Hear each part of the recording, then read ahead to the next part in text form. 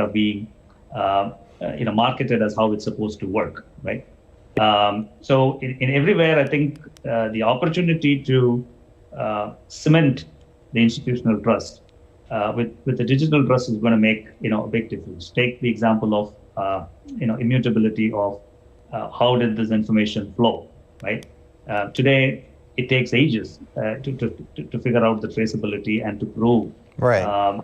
completely, without any doubt, to be able to say, where did this exactly originate, right? Yeah, and that's a huge topic right now. I mean, something like all these crazy conspiracy theories, QAnon and so on. I mean, they sound crazy, but it sure would be nice to know where that information came from and what the provenance of it. Be a huge for social media or any other form of media that disseminates information that people are trusting today, being connected anytime, anywhere. We need to have that, accountability.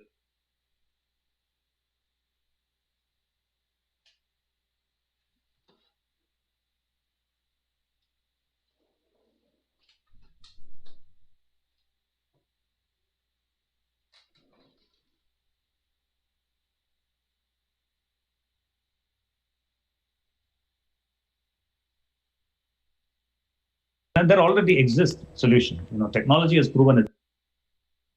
Or for Facebook, there are solutions that exist which gives you that level of transparency. The question of larger enterprises and leaders adopting this. Well, I like the word transparency. You may know or not that I wrote a book about this 20 years ago, and it was called The Naked Corporation. I argued that transparency is a new force in society that people can find out now. And this was pre-blockchain. Now with blockchain, of course, we can have a whole new level of transparency, which is a good thing, because if we make institutions and government leaders naked, there's some corollaries that flow from that. I mean, one of them is, if you're going to be naked, fitness is no longer optional, or if you're going to be naked, you better get buff. Meaning that you need to have good value, because value is evidence like never before, but you also need to have the values of integrity, which is the foundation of trust. Trust is the expectation that the other party will act with integrity. So it's pretty exciting to imagine a kind of new world where you know what truth is, and where, as you say, there's a single version of it, not just in terms of transactions, but in terms of all kinds of other information. Are you hopeful about this, or do you think this is like a pie in the sky kind of vision? No, absolutely. I think we're already seeing some of these, where the differentiation is coming from your ability to provide things in a transparent way. I'll take one example of, asset securitization, right? Yeah.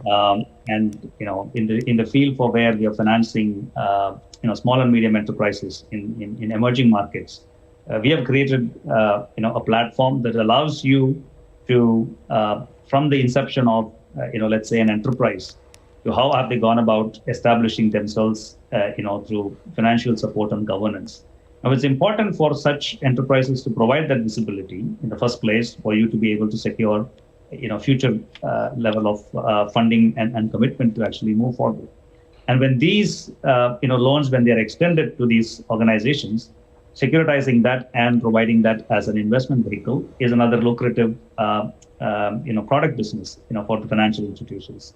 But today, after what we have seen through what happened with MBS, fresh in our memory, people are very skeptical about, these type of products because, well, there you go, it lacks the transparency. How did you go about, creating this product? Where is the provenance of? How did you make, these bets? And today it's, from central bank to some of the financial institutions are saying, look, if we come up with a transparent way of doing this, perhaps there will be a better appreciation of some of these, instruments, and customers willingly can actually include them as part of their portfolio. So we're beginning to see that transparency and integrity as a value can really mean business sense as well, and can be a big differentiating, factor. So we're beginning to see this change. Whether it will manifest itself into every form of how we interact and how we do. Tough to say, but I'm more optimistic that there are going to be enterprises and leaders who are going to say, it is perfectly acceptable to do the right thing and make profit. You don't have to choose between one or the other. Yeah. So let's pick up your idea about purposeful ecosystems. Now, the executives at FedEx were involved this week in this event. FedEx is one of the sponsors too. Describe how back in the day, a long time ago with traditional IT, you'd come up with an idea. In the case of FedEx, that we could know the provenance of something, or we could have a chain of custody for parcel as it moves through the system. And so you build a system, you stick a FedEx logo on it, you mobilize the resources to go to market, and you achieve competitive advantage.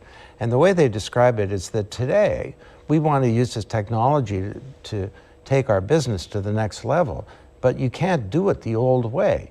You need to change an entire industry. You think about supply chain and the logistics industry. You got trains, boats, and planes, and trucks, and bills of lading, and borders, and tax authorities, and all kinds of different systems. The ERP and EDI and all these different players are coming together, involves competitors.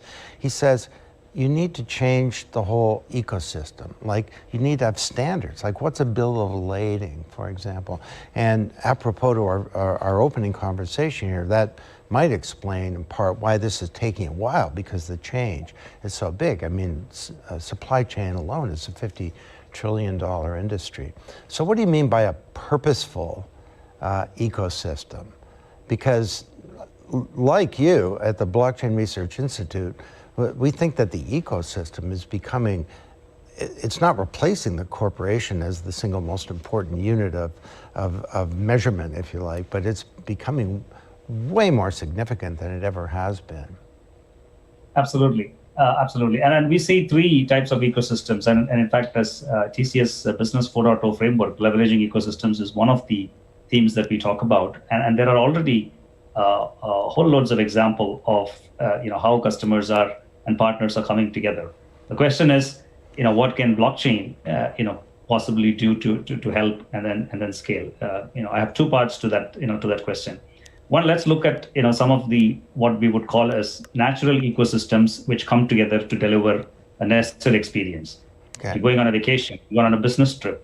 Naturally, there are many entities that are involved in order to make the purpose or the job of not only transporting you from point A to point B, but making sure that that journey is frictionless. You get to do what you want. You get to see what you want with minimum friction and with maximum value or return for what you're investing in it, right? So to make that experience better, it is inevitable that parties would have to come together, share information in a trustful environment without compromising on what the customers' choices are. These are what we call as value chain ecosystems that exist today. Travel, transportation, hospitality, and others are great examples where we're beginning to see there is no point in connecting everybody to everybody through thousands of APIs. There's a simpler way to do this, right? There's a simpler way to scale this network. And we are seeing acceptance that yes, maybe the technology like this would eventually be required. And if you do the ecosystem in such a way that it's easier to participate than to replicate, you will have maximum value. So that's one type of ecosystems which we are seeing and we are promoting as ecosystem service providers to do it. The other one is a very interesting one where which is where it takes time for some of these use cases to materialize, where you're trying to bring entities that not necessarily are integrated together for a particular purpose, but you are inventing a new purpose or you are addressing an unmet need, right? Here is where we talk about abundant value being unlocked. And one good example, very much applicable for our own industry is skills marketplace, and then we'll talk more about it in one of the breakout sessions that we actually have. Now today, suddenly COVID has made possible different aspects of the jobs that we actually do as absolutely possible to be done without getting out of your studio or your office in your home office, right?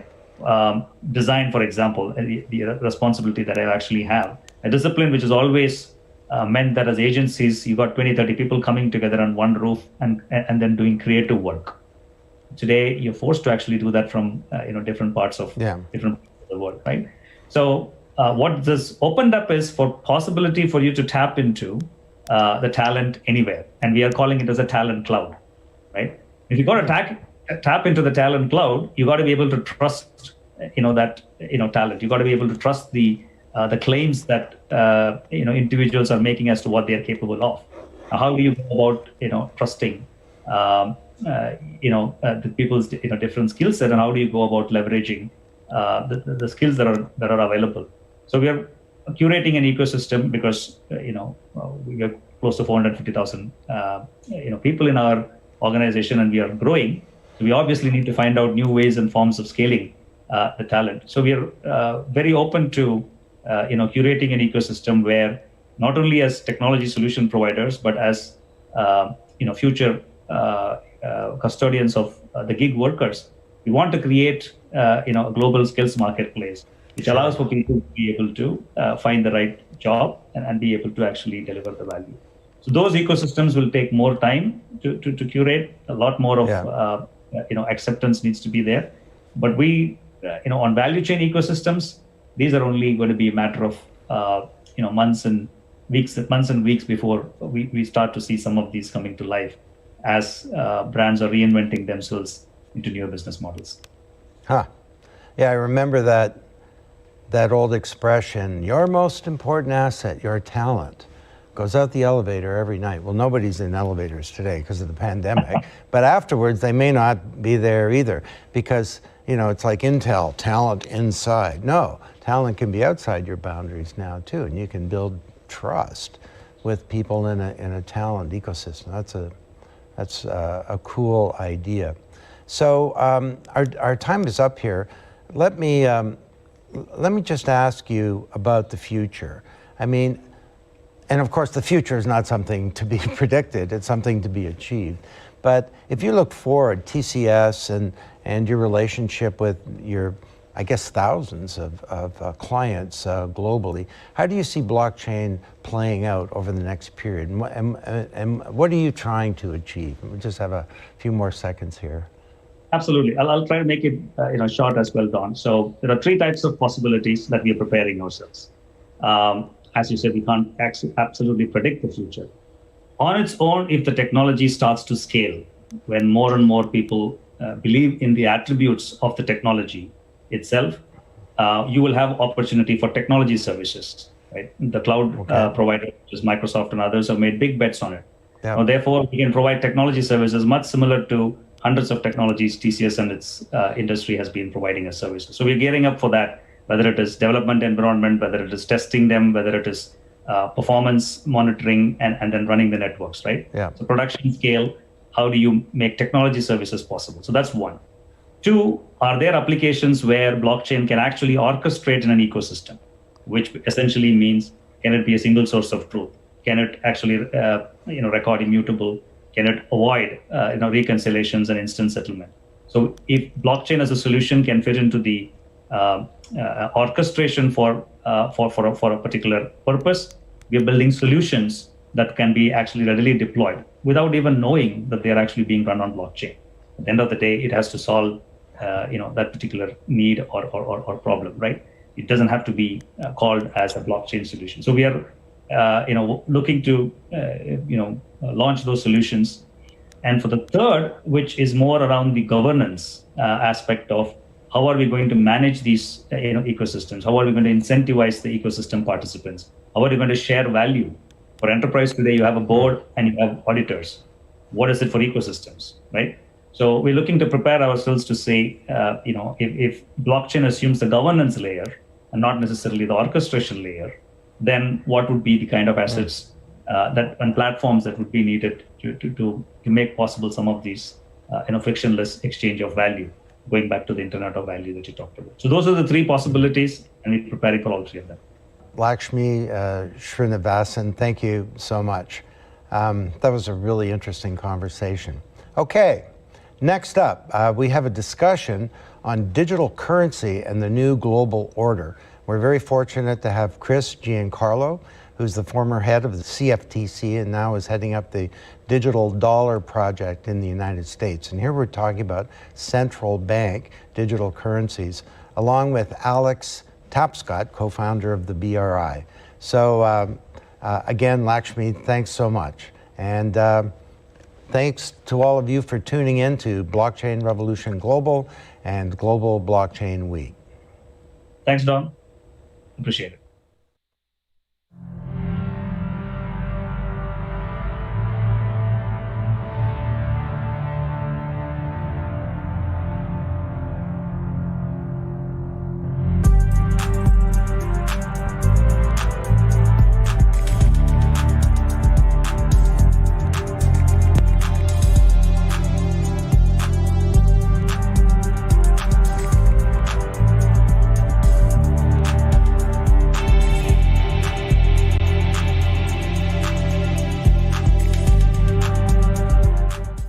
Welcome everyone to the session of Global Blockchain Week and Blockchain Revolution Global. I'm Don Tapscott, and I'm the executive chairman of the Blockchain Research Institute. Let me start by saying that I hope that you're all safe and that you're well.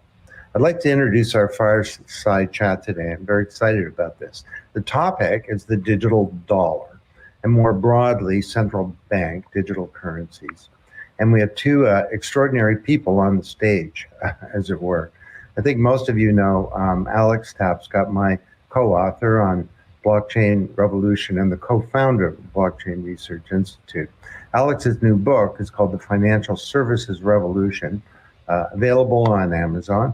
And the book is an anthology of some of the best of the BRI research on the financial industry. And there's an anchor section that's written by Alex, which in my view, and I'm a little biased, is a mind-boggling section. But overall, the book is a gorgeous book. Please pick it up. Alex is an entrepreneur and investor in the digital asset space. He's also one of the two faculty of the 4 new INSEAD courses, INSEAD being one of the great business schools in the world outside of Paris. And the courses are entitled Blockchain Revolution in Financial Services. They're available on Coursera. And I'm also delighted to introduce or reintroduce again Christopher Giancarlo, the former chairman of the U.S. Commodities Future and Trading Commission, the CFTC.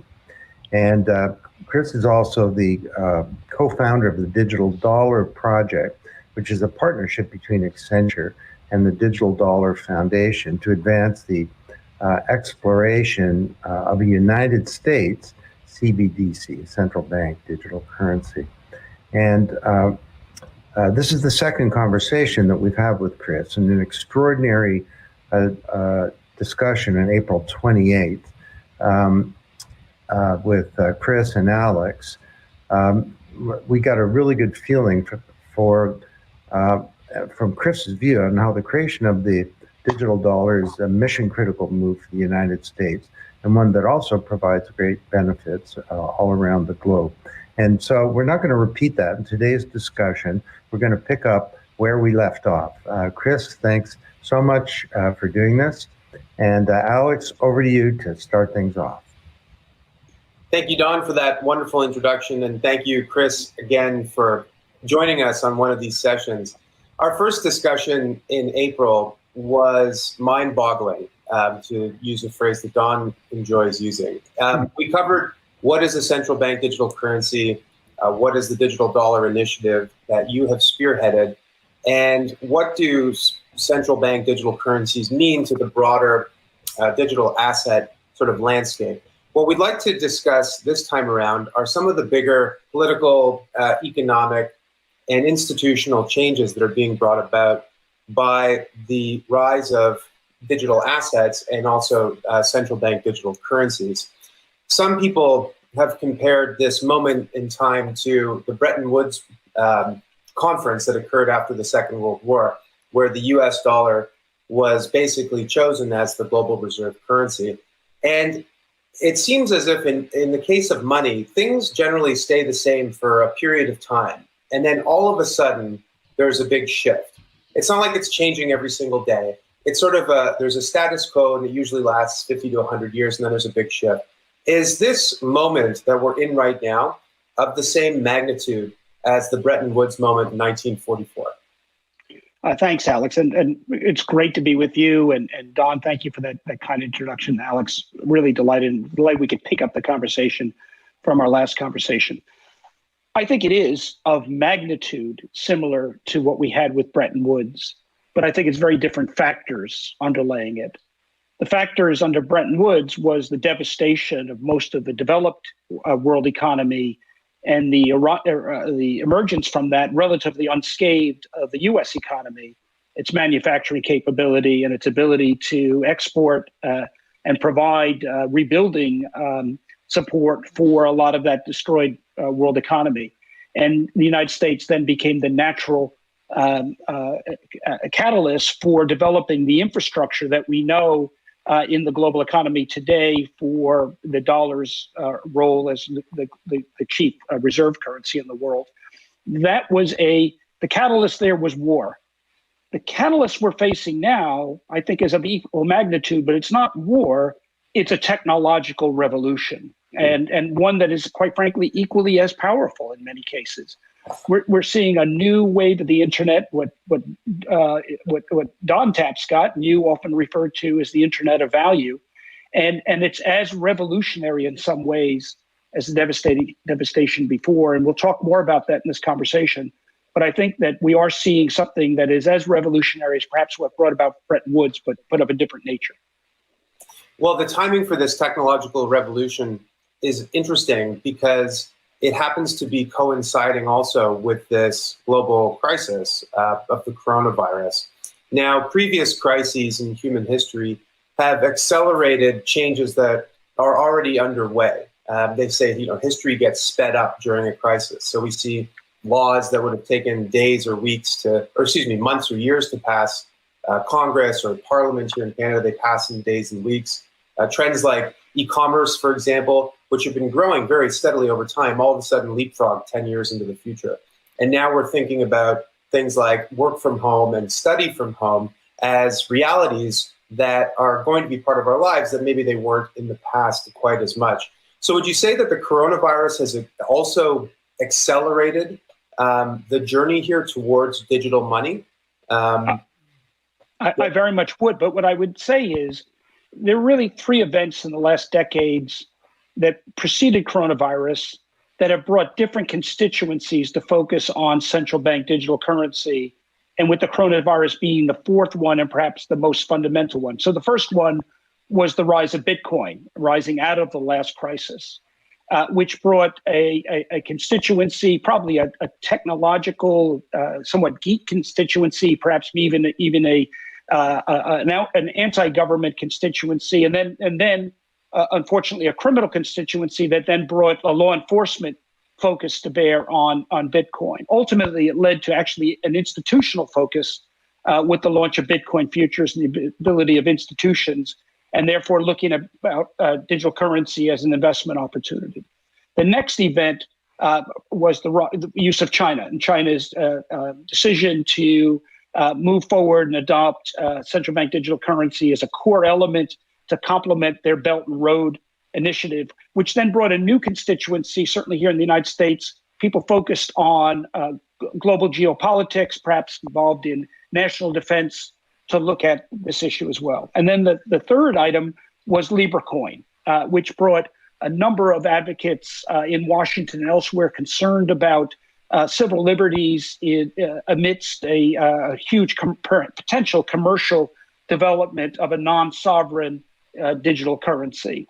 That then led to COVID, or didn't lead to COVID. Then we've had COVID, which has now brought another and very important constituency that perhaps heretofore hadn't focused on CBDC, and that is advocates for underbanked, unbanked populations and perhaps beneficiaries of government benefits. And the concern that we saw in COVID when, at least in the United States, tens of millions people waited weeks, if not in some cases months, for relief checks. And we saw at least over $1 billion paid to deceased individuals because of the imprecision that lies in an analog distribution system that we have through the accounts-based process. And so I think what we've seen now is with COVID, a new and important constituency to bear. And when you bring all of this to bear, all of these different awakenings, so to speak, I think that's what's now really bringing a core focus on this space, both from a central bank digital currency as well as from either from a stable coin or other currency. So there's a lot of things that factor, but I agree with you. I think COVID perhaps is of those events probably the biggest one. Fuel on a fire that was already burning, I'm guessing. Yes. To describe it. It's interesting. Your framework for thinking about this is actually quite similar to the one that we've developed. And I admit that part of our thinking has been influenced a lot by our conversation the last time and subsequent work that you've done. But basically, we're looking at these three different forces, the rise of Bitcoin as a way to basically demonstrate that you can have scarce digital bearer instruments that have value. And once we realized that was possible for Bitcoin, it's easy to imagine how that could be applied to many other kinds of assets which require scarcity and sort of finality. And money, government money is a good example of that. You also pointed out how partly because of the success of Bitcoin, the private sector, large digital conglomerates and social media companies are also interested in this. And that makes sense. They've captured a lot of the value from the Internet of Information, and now they're looking to capture value from the Internet of Value. And then there's this third force, which is that China, which in the 1940s and 50s was not really a global power in the sense that the US was, is now becoming the primary other superpower in the world. And the balance of global economic dominance is beginning to shift and has been for many years towards China. So let's focus on that particular subject because I think it's top of mind for a lot of people. There's a lot of discussion about the tech Cold War between China and the United States, and this manifests itself in equipment for 5G networks, in semiconductors, in the role that Chinese companies can play in the US, like TikTok and vice versa. How is the future of money fit into this tech Cold War? In terms of the hierarchy, I suppose, of different issues, and also what it means for the future. Yeah. So I think the notion of a Cold War is actually apt. The Cold War that we all know was a military Cold War, an influence Cold War between the West, led by the United States, and the East, led by the Soviet Union. And the East and West are sort of approximations, but certainly that bipolar world was one driven by military and power competition and bipolar. It was never about economic might. The economic might of the West reigned supreme and has reigned supreme for a long time. But this new potential Cold War is about economic might and perhaps is about technological proficiency as well. And in fact, we know economies and technology innovation are tied together.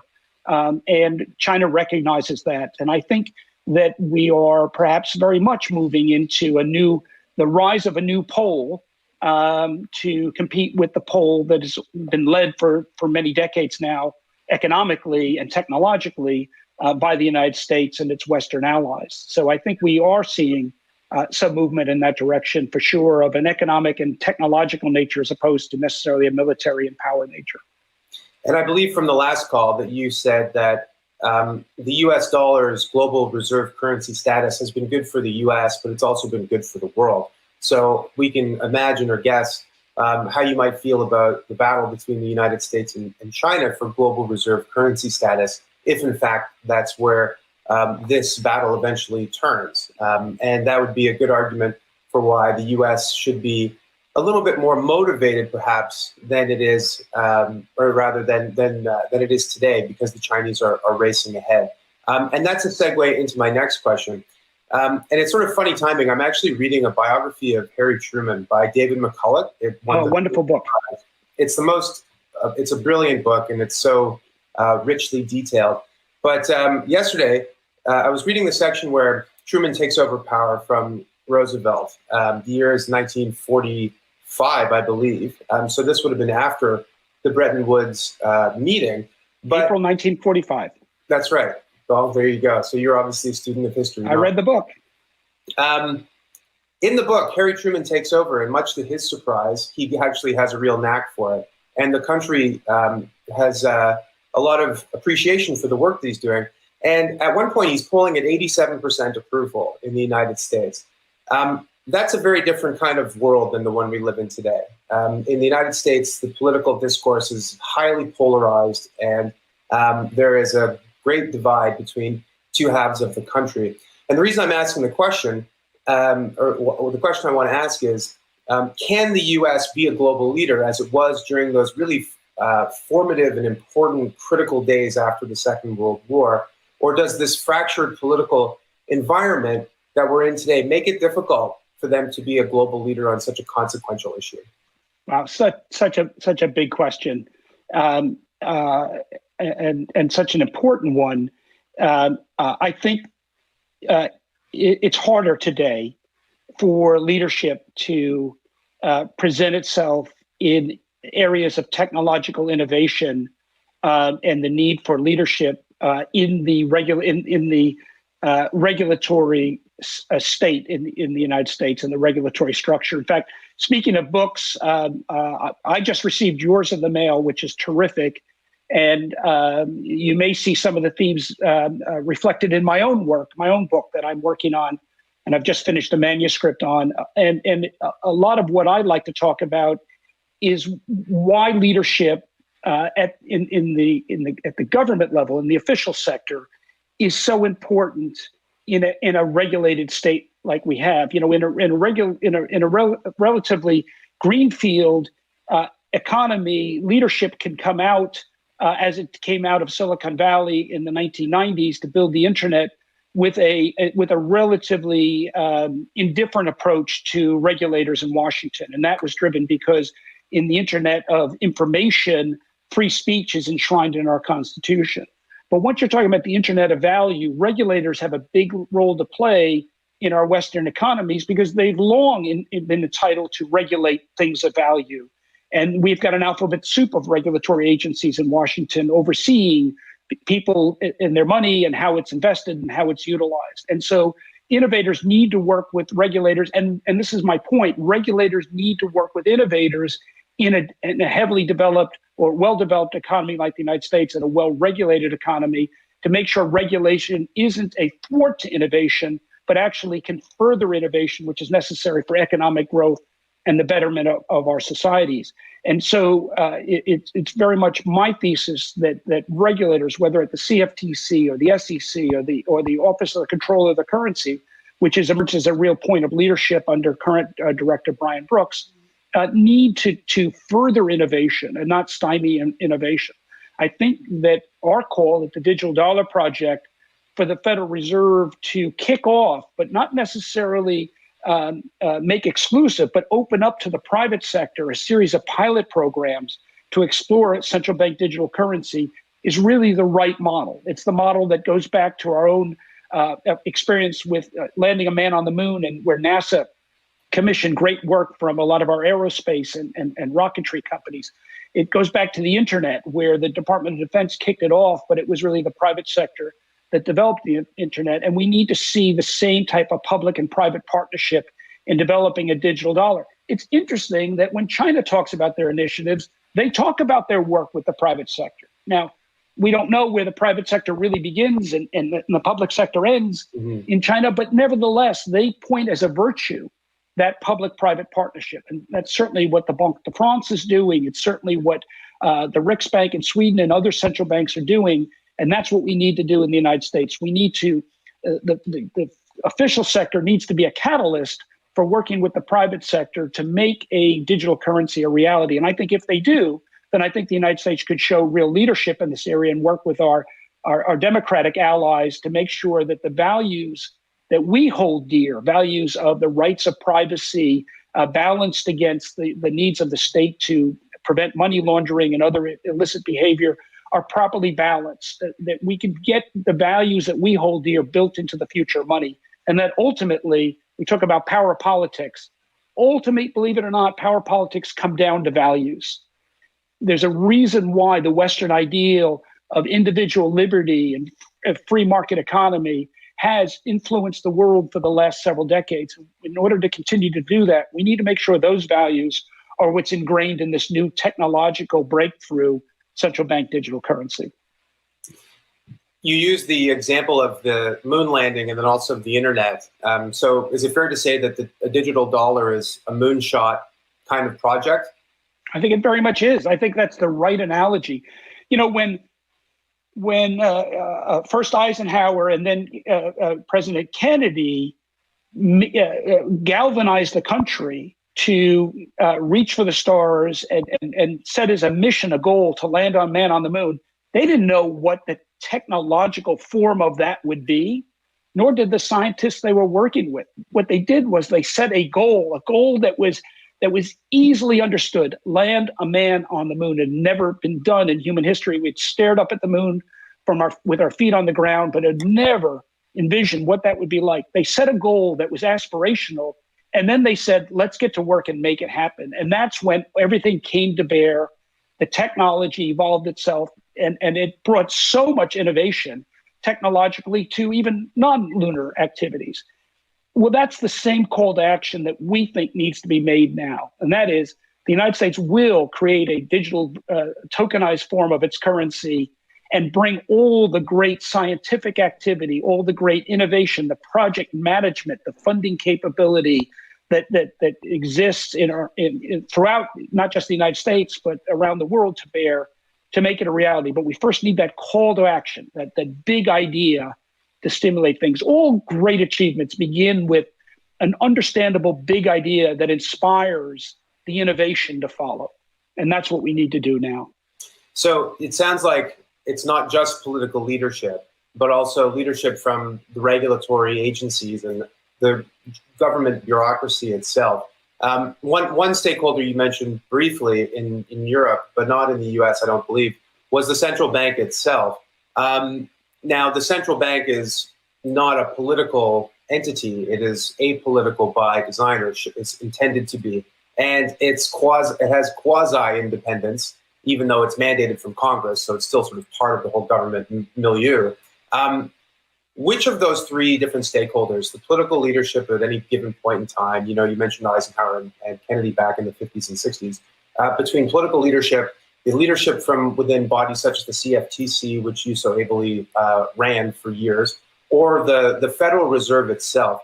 And the one thing I'll just add to that is that the Federal Reserve's mandate has changed, some would say slightly, others would say profoundly, with a shift from inflation targeting to sort of letting the economic rebound run its course. And they've also in recent sort of weeks and months highlighted the need to not just reach full employment, but to uplift groups of people, racial minorities, the unbanked, and so forth. So it would seem as if this expanded mandate of the Federal Reserve it aligns with the values and principles of the digital dollar project, or with the underlying concept of a central bank digital currency. So can we talk about the Fed specifically? What are they doing today? What steps can they take in the short term? And how important is their leadership to seeing this through to the best possible outcome? So the Fed is things are accelerating at the Fed. From small scale efforts at regional Feds, there's now a committee of a number of Fed presidents that are coming together to focus on this. There's activity going on at the Federal Reserve Board. So there is the inertia is giving way to an accelerating degree of momentum and energy, and I think that's all for the good. The Chairman Powell, who is a remarkable leader and someone I have a great deal of respect for, recently said that this is such an important project that it needs to be done by the Fed. I would respectfully disagree. I agree that this is such an important project, but I'd say it's so important it cannot be done only by the Federal Reserve. It needs to be done on a much wider scale. Now, to that end, There's some very good leadership coming out of Congress. I recently had the opportunity to speak to Congressman French Hill and to Bill, I'm drawing a blank right now, from Illinois, the head of the committee, the task force that's been charged to look into this in the House. And then over on the Senate side, Senator Crapo and Ranking Member Brown are very focused on this. So Congress is looking at this carefully. And there's then also a number of elements in the U.S. administration, and I believe in whatever future administration, this will also increase as a priority going forward. I think it takes all branches of the official sector. But, when China does big things, it's a very much a vertical approach. It comes out of the head, and then it goes down through the vertical branches of the Communist Party. And it's amazing how quickly mobilized society at all of its institutional levels can be brought to bear to bring a focus on something that they deem important. And that's what's happening with central bank digital currency. That's not kind of the way we roll in the United States. When we do big things, there's often that catalyst from the official sector, but then it becomes kind of both a brilliant and an ugly mess of innovation coming about in both a coordinated and completely uncoordinated fashion. I mean, if you look at the way the internet developed, it was both public and private sector, sometimes operating in tandem, sometimes at cross purposes. But ultimately, it resulted in something that, in a lot of ways, became really fit for purpose because of that interplay between the private sector and the public sector. And I think that's something that command economies don't often do. They might deliver a project on time, but it doesn't necessarily mean it's going to solve every problem because it hasn't been that interplay with the private sector during the development phase. If we do this right, it should be that same kind of onward rush, both going on in the public sector and in the private sector, with both coordination and in some cases maybe counterproduction. But that's okay, because ultimately it's going to be something that by the time it lands is going to be thoroughly vetted and tested and executed on. So the point that I want to emphasize, especially to my former colleagues in government and many friends and associates there, is we need to make sure this is a public-private partnership, a public-private experimentation with a lot of overlap and energy and enthusiasm. The leadership call should come from our leaders in Washington, but the work should be done right across the board, from Silicon Valley to Silicon Alley, from downtown Washington right out to Arlington and every place in between, because this is such an important project. We all need to come together and make it happen in the same way we all came together and put a man on the moon and built the internet. You mentioned the value of the private sector being critical to all of this. And we've seen a couple of big initiatives from large companies who have latched onto this underlying technology and this thesis. And you mentioned Libra as a prime example of that. But on the other hand, we haven't seen people in government jumping up and saying hooray for Libra. In fact, we've seen in many cases the opposite kind of reaction, that not only are some lawmakers and regulators concerned about Facebook as a company for, perhaps good reason and perhaps not, for how it's dealt with information during the election or for perceived political bias, but also there's an underlying concern about the idea of a private company minting money. I mean, money has been the domain of governments for as long as there's been a modern world, for hundreds of years, right? And this is a potential challenge to that. So how do you think about this dynamic where, on the one hand, you want companies like Facebook with resources and R&D talent and expert project managers and all these people focusing on this opportunity, but on the other hand, there's a real risk to the sovereignty of nations in minting money and controlling the asset, the money supply, and how the economy sort of functions. How do you reconcile this tension and this interplay between these different entities? So let's take a little bit of historical perspective. The world we live in today, domestically, where the dollar is the exclusive coin of the realm, and internationally, where the dollar is the world's primary reserve currency, is relatively rare in human history. And we tend to see the world, the history through that lens, but actually that lens is kind of a rarity. Throughout much of human history, money was, first of all, a social construct, not necessarily a government construct. The first money were beads and shells, not necessarily minted by a government. And in much of human history, non-sovereign monies, whether script issued by joint stock companies in the Dutch East India companies, or railroads in the United States, or companies, mining companies, provided value, means of exchanging value alongside sovereign currency. In fact, if you go to the period of the European exploration of North and South America, the East Coast during the 16th and 17th centuries, sovereign currency competed right alongside non-sovereign currency for patronage of traders in those trading routes. And so I think it could be a mistake to expect that somehow the future will always look like the past. I think what we're seeing in the last few years is actually something of a reversion to the norm in human history, the development of non-sovereign currencies and their growing utilization in foreign exchange markets and other places is a signal that governments don't have a monopoly on money. And if governments are asleep at the switch, non-sovereign instruments could come into quite common usage.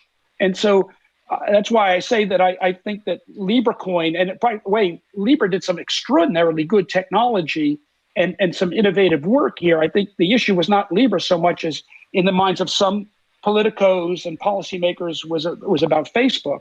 But there's some really good innovation going on right now in currency far away from government. And the governments have to get in the game of innovation. And if they think they're going to do it by themselves, I mean, I ran a government agency. We did some of the first exploration at my agency in artificial intelligence and big data analysis. And it's awfully hard to keep pace with what's going on in the private sector. Governments can't pay that kind of salary. They can't attract that kind of talent. They just can't move that fast. You know, we spend more time getting Congress to grant you money than you actually have the money to spend on the innovation. Meanwhile, the innovators in the private sector are far ahead. If the official sector thinks they're going to build a functioning CBDC under a hermetically sealed wall away from the private sector, which is innovating every day, the government is always going to be behind technologically. Yeah. It needs to partner with the private sector. It can't be done alone. But if it does, then I think we can bring the benefits of that innovation to the sovereign currency. And if we don't, those non-sovereigns are going to innovate far and wide, and it's going to be really hard for governments to keep pace. I mean, if you look at China, one of the reasons they stepped up is because they saw the innovation that was going on at WeChat Pay and Ant Pay and others, and were afraid of being left out. And I think the same risk exists here in the United States, and it's one of the reasons why central banks the world over in the West and the East are getting in the game to experiment with this, because they realize the innovation is moving very, very rapidly. Such a good point. Of course, in the U.S., if the Federal Reserve finds that Facebook's racing ahead, it can't just absorb Facebook or take control of it as a company, like the Chinese can with those other entities. You got a partner. You got a partner. You know, you mentioned the point about how seigniorage and printing money is not always something that governments alone did. My favorite example of that is the stories from the American frontier, where in these frontier towns there'd be 20 or 30 different kinds of currency issued by railroads and mining companies and, you know, banks in New York. And depending on the, you know, who was up and who was down, some of those dollars would trade at par, below par, or above par, because you didn't know whether or not you could go and redeem them, right, at those different entities. And it was the greenback, which, you know, proliferated during the Civil War, mostly to pay for the war effort, that sort of did away with some of those other kinds of sort of hybrid and private company dollars. And so in a sense, sort of having a dollar that had a central clearinghouse through the Treasury Department, had one universal value, made it more innovative in a sense than the options that were available. The last time we spoke, you mentioned another example of this, which was the Spanish piece of 8, which was literally divisible into different pieces of 8, and so therefore made it more fungible. And one of the reasons for that was that the silver that was in the coins was the most refined, highest grade silver you could find. So it was also lighter travel. So again, another form of innovation. So fast forward to today, and I'm trying to draw parallels to these different moments in history. It's likely that it's not necessarily true that the big innovation on money is going to come from governments. In fact, if anything, the last decade has shown us quite the opposite, that Bitcoin, as an example of something radical and innovative, has captured people's imagination and taken the world by storm and led to private sector players like Facebook jumping on this as well. So just conscious of time, I think we could go on for a while. But can I just jump in with one of the really, funny little things that came out of the COVID crisis was the shortage of coinage. Yeah. Because people weren't out shopping, and so their coins were sitting at home, and suddenly we had a shortage of coinage, or we didn't have the coinage where we needed it in the analog economy of people visiting shops. But ask yourself the question, why do we need coinage? Why? Because you need it to make change from paper money, right? Because paper money comes in, 100 cents, 500 cents, it doesn't come 1,000 cents. It doesn't come in 97 cents increments. So if you use a dollar bill and the cost is 97, you need to get 3 pennies back. So you need that change. Well, if we had a digital currency that would be to the exact amount, I want to give you 97 cents. I don't need change back. The need for coinage goes away. Mm-hmm. And that's, you mentioned the Spanish dollar. One of its advantage was you could break it into pieces of 8, making it easier to give exact change and not needing change in return. And so technological innovations are often why one currency is superior to another. It's one of the reasons why the Spanish dollar was superior to other forms of currency that weren't fractionable. And we need to think about, how do we make a fractional digital dollar so we don't need to be able to make change, whether it be in digital change or in old-fashioned coins. Well, with Bitcoin, you've got Bitcoins, and then you've got Satoshis, right? I don't know if that verbiage is suitable for the US dollar, but I'm sure we can think of another way to represent that. I want to ask a big sort of question looking into the future. One of the devices that we use from time to time is to imagine what the world looks like 10 years out. So it's 2020. If this decade is anything like the 1920s, it's going to be dynamic. It's going to have cultural and economic upheaval, and it may end in some cataclysmic crash or not. History doesn't always repeat, but it often rhymes. So the year is 2030, Chris, and we've got these 3 new kinds of money that are popping their head up today, right? We've got civil society or grassroots currencies like Bitcoin. We've got corporate money like Libra, and central bank digital currencies. Who of these groups, if any, has won the battle for the future of money? Is that the right way to think about it? And if not, what do you think the next decade holds for the outlook for money today? Yeah, well, I know exactly who the winner will be in 10 years' time. And that will be the society and the economy that has successfully ingrained their values, their social values, into their money, whether that money be a sovereign form of money or whether that be a non-sovereign commercial form of money.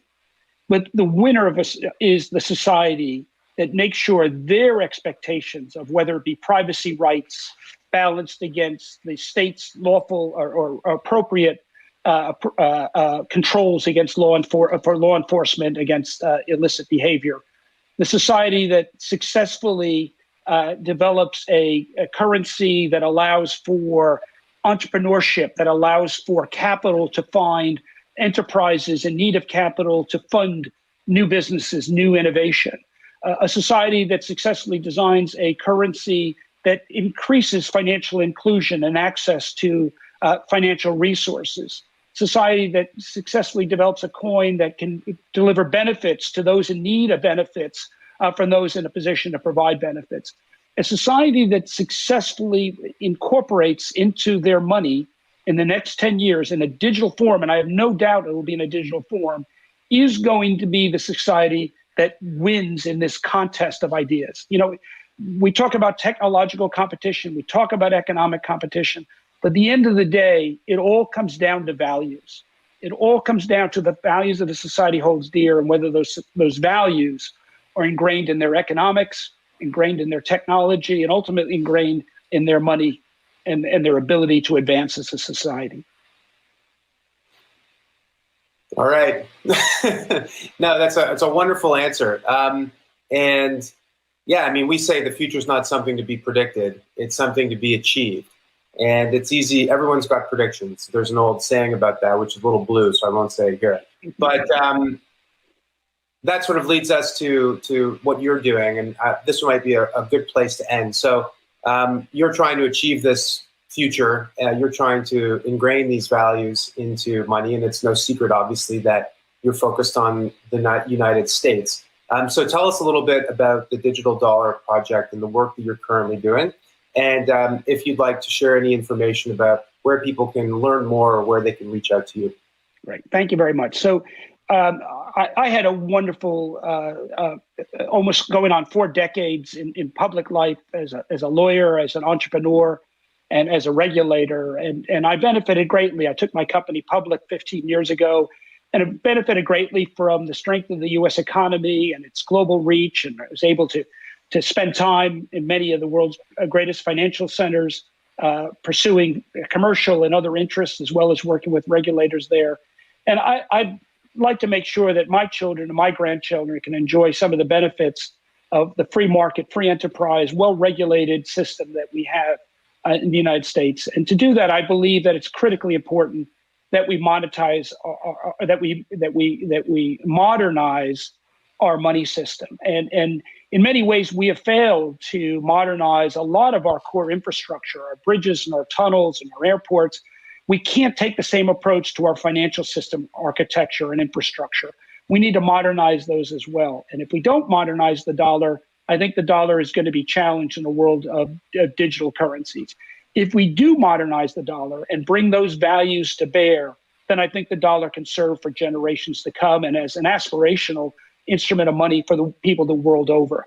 So that's why with my own resources and with some other partners, we've created the Digital Dollar Foundation, along with my brother, Charlie Giancarlo, a Silicon Valley entrepreneur of great renown, and Daniel Gorfine, the former Chief Innovation Officer at CFTC. And we partnered with the consulting firm Accenture on a pro bono basis. Accenture is one of the leading consultancies in the area, advising central banks around the world.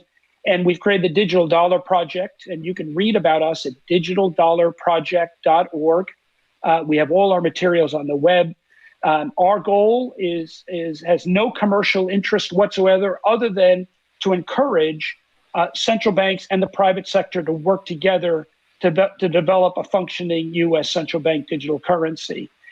We've assembled a great 40-member advisory board across the political spectrum. It's completely nonpartisan, with advocates for the poor and the underbanked working alongside technologists and civil liberties folks and some great experts in the field of central banking and commercial banking. And our purpose, again, is to drive the debate, to be a catalyst for the U.S. to begin this experiment, this grand set of pilot programs between the private sector and the public sector, following the script that the United States has long followed whenever it's tried to do big things technologically, to bring those constituencies to bear for the betterment of our fellow citizens. And so that's what we're doing with the Digital Dollar Project. It's been a great, it's been a lot of fun, and it's really been an honor to act in this way. And I think we've been part of the conversation and look to continue to be part of the conversation going forward.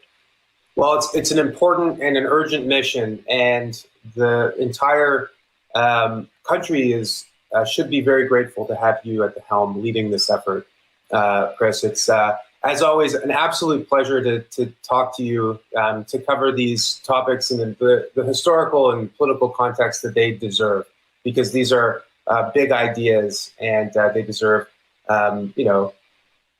big answers. So as always, you did not disappoint in that regard. So thank you very much.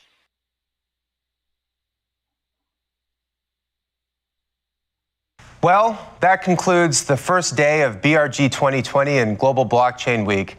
Frankly, I was blown away both by the main stage keynotes and also by some of the individual panel sessions. I would have to say that at this very important time, both this year with an election coming up and in the arc of human history, that we were fortunate to hear from some of the leaders who are shaping both. Bruce Heyman, the former U.S. ambassador to Canada, talked with Don Tapscott, about the challenges and opportunities given the election is coming up in just a matter of days. This is a very consequential moment for the United States and for the world. We have had a crisis of legitimacy which has eroded public trust in our institutions and has caused a crisis of real legitimacy in government. And I think that technology, though never the answer to every problem, does hold a key to resolving that. Blockchain could create for more fair and more transparent and therefore more legitimate elections. And now is the time we need that more than ever. We also heard from Chris Giancarlo.